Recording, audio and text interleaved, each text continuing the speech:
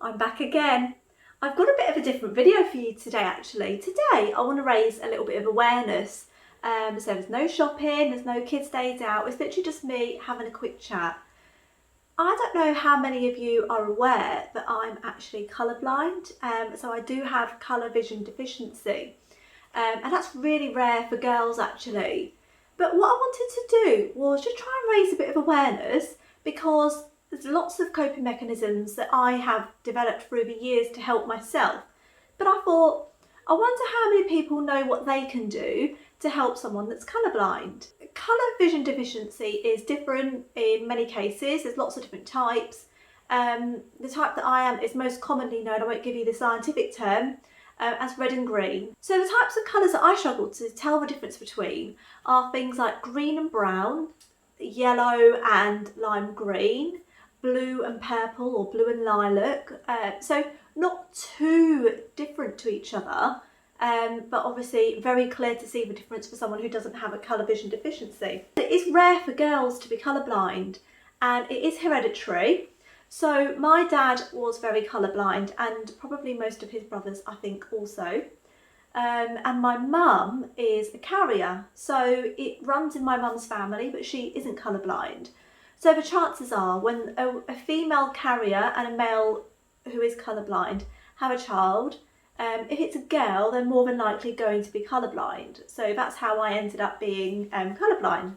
With my children, so Carl doesn't have a colour vision deficiency. We were quite lucky that Eva isn't colourblind, however Diego is. But Eva will end up being a carrier. So Eva can actually give it to her own children if she has children with somebody who has got a colour vision deficiency. So it's literally, it's crazy how it all works out. I did a lot of research in it actually because I really wanted to understand it myself. I'm learning more and more about it every single day. I found out I was colourblind actually when I was younger, and my mum had bought like a Reader's Digest book, and it was all about like health and stuff, and we were looking through and there was like the colour blind test on there, do you know, like the circles with all the different coloured dots in it. And as we were doing it, I was seeing a different colour to the colour that my mum was seeing. So she was like, wait, do this again. I kept getting different numbers. So she ended up taking me to the opticians, and lo and behold, I was colourblind. And it really does make you understand why so many things have been different. Why I painted trees brown, thinking that they were brown when in fact they're green, and you know, just very simple things that children don't understand. So at school people will be like, oh, why have you done that? Why have you done that? And I'm like, oh, I don't know. I thought that's what they look like. But it's really strange, and now that I'm watching Diego go through it, I really feel like I want to help him develop those coping mechanisms quicker so that he can get on in life a bit quicker than I guess I did. And don't get me wrong, being colourblind has not had a negative impact in my life at all. I've had the most fantastic life. It hasn't stopped me from doing anything.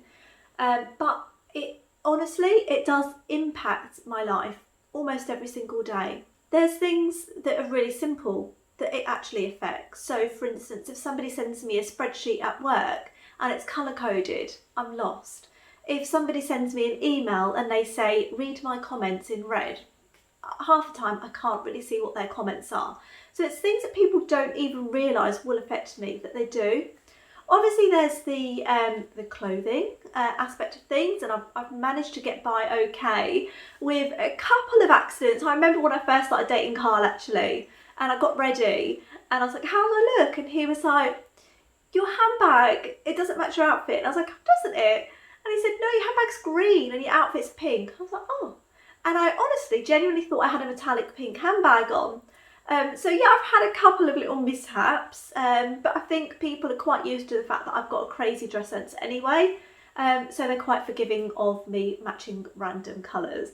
I do stick to neutrals or denim, so I try not to like make myself have a clash. So if, like for instance today, I'm quite neutral, but if I'm wearing like a bright top, I always wear jeans or black with it, you know, so it's safe. And that's why you might notice I wear a lot of black or grey, because I know I'm not going to find too many clashes.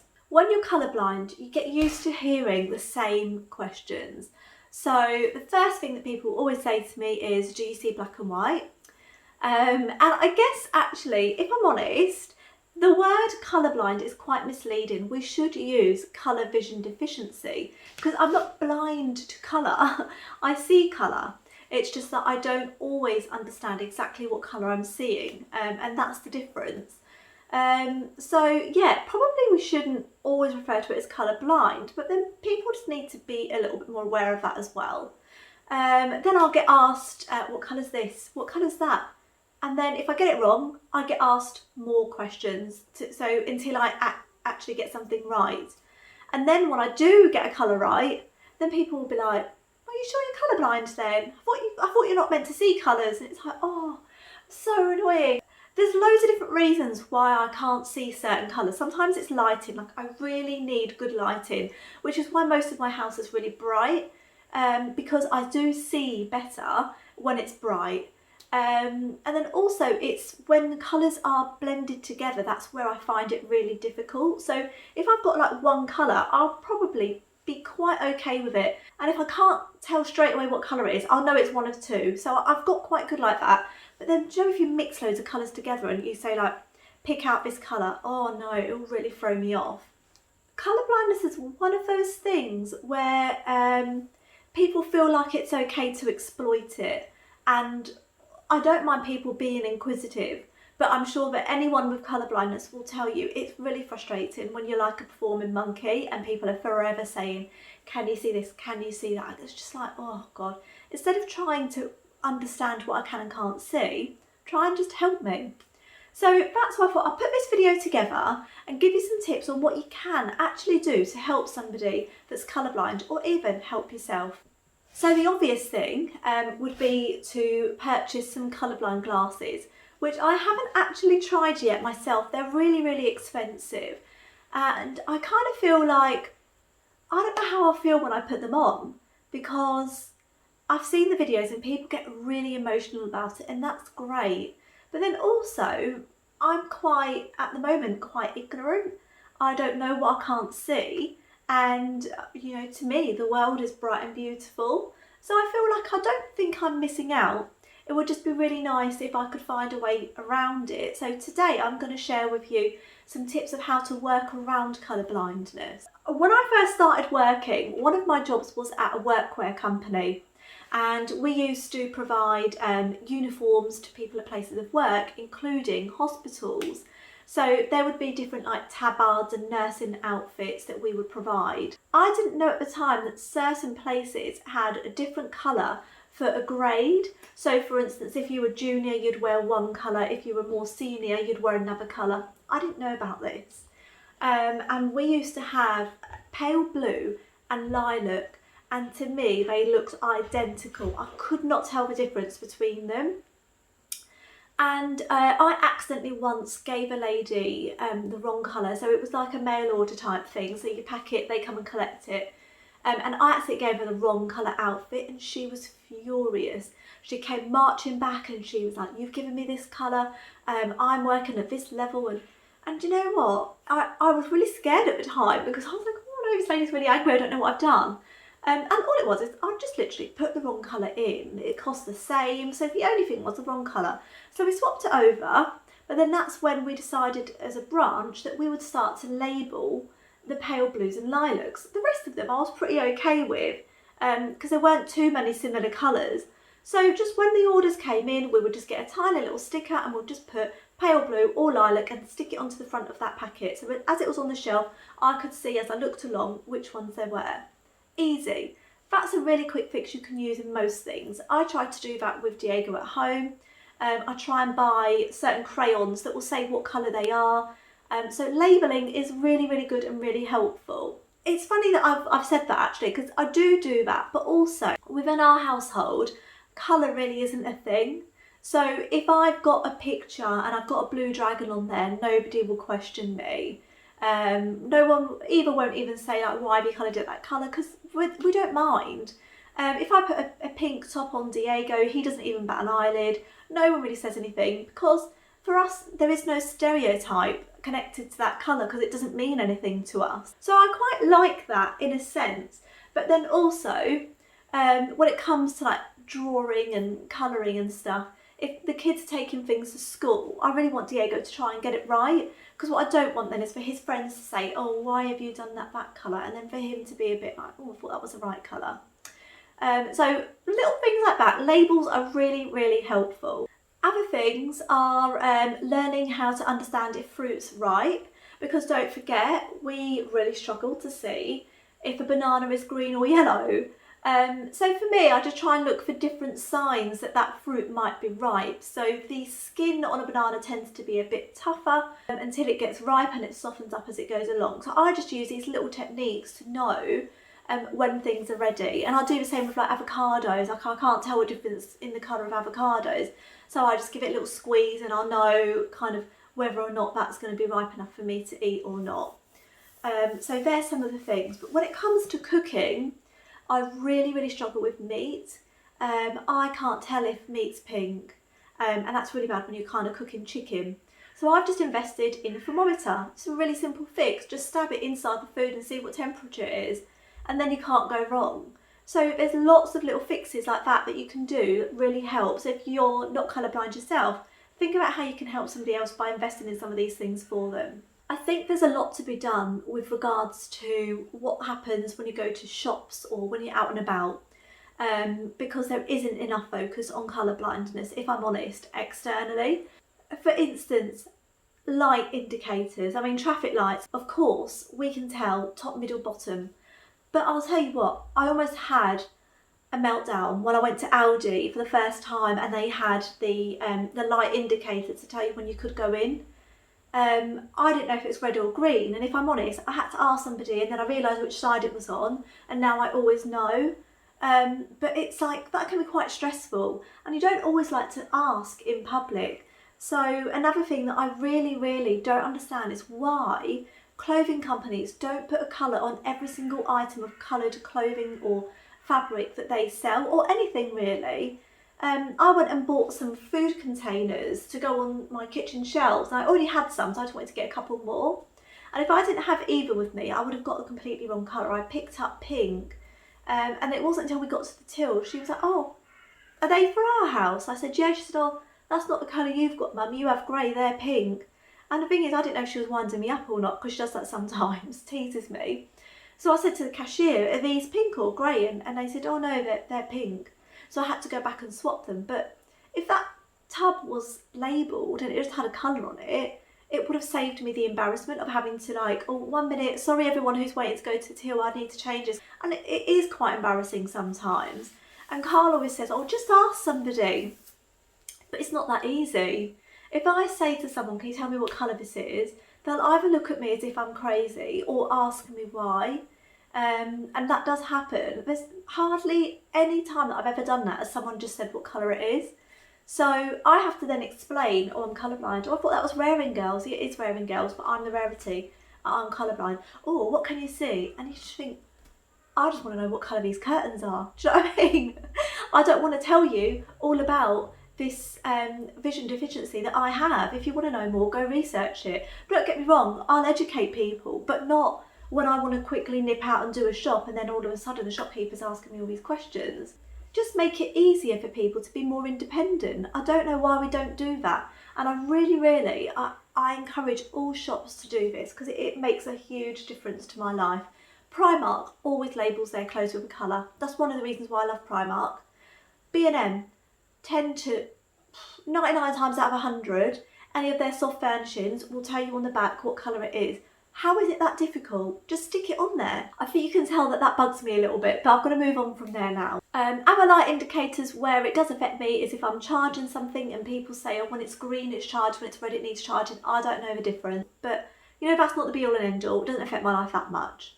Another thing that really does make a difference, and I hope this message gets to school teachers, is the colour you're using on a whiteboard.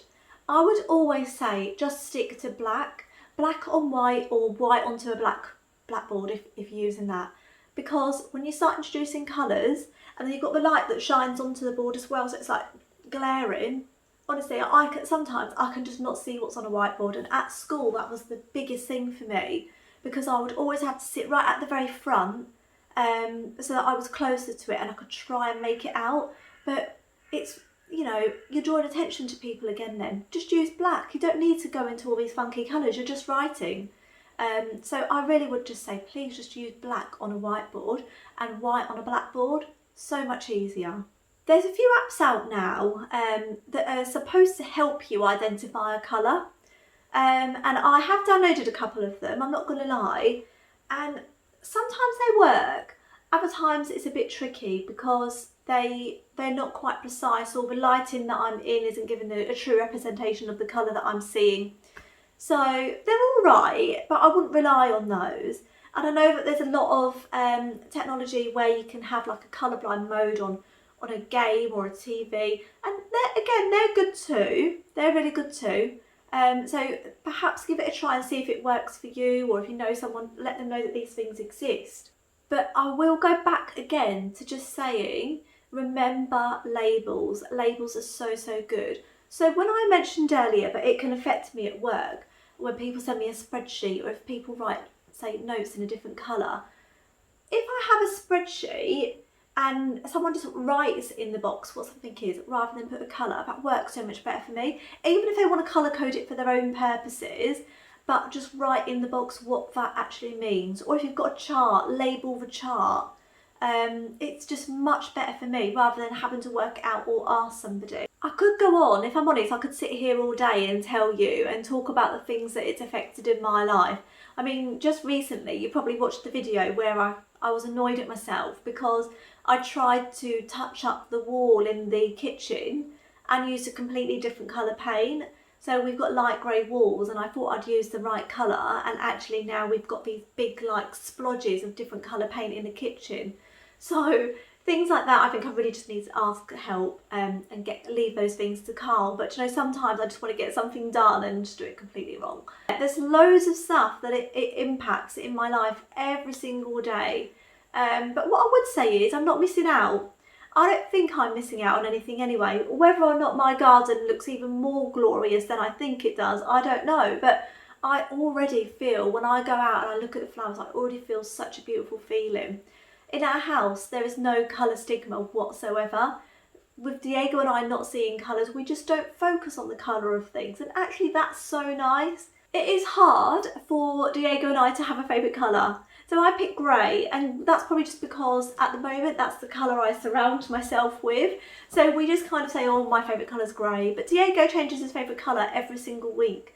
And that's because he doesn't really associate anything with a colour. Whereas Eva, her favourite colour has been green since she was about 2. And it's consistent. She has never moved away from green being her favourite colour. Whereas with me and Diego, we're just like, oh, we like rainbows. And Diego's the same, he loves rainbows. His name on his Xbox is Rainbow Rock. Because literally rainbows are just so colourful. We're not pushed to pick one colour. But colour blindness, you know what, is not that bad. And we have a secret skill. So I'm really good at being able to tell when navy blue is not black. Because I know lots of people think that something is so dark blue that it could be black. Whereas I can always tell if navy blue is navy blue. So I have got a bit of a hidden talent with my colour blindness. We're yet to see if Diego's got the same talent. His might be something different. But yeah, that's mine. I'm the navy blue queen. So if you know someone that's colourblind, why not try and use some of these techniques or introduce some of these things into their life to help them. If you are colourblind, maybe you can use these as some of your coping mechanisms and learn to live with it just as I have. Colour blindness is not all bad, but it's great to be able to raise awareness about it. Thank you so much for watching. I hope you've enjoyed this little insight into my colour blindness. If you've got any questions, pop them down below. I'll be more than happy to answer them, or if I can't, I'll at least join into a conversation because I love talking about it. Maybe not when I'm shopping and I need to get out of the shop, but otherwise I really enjoy talking about my colour vision deficiency and trying to help educate people on what it actually means. As always, please take the time to subscribe to my channel. Don't forget to turn on the post notifications if you want to find out when I've put a new video up, and I will definitely be back here soon. Take care. Bye.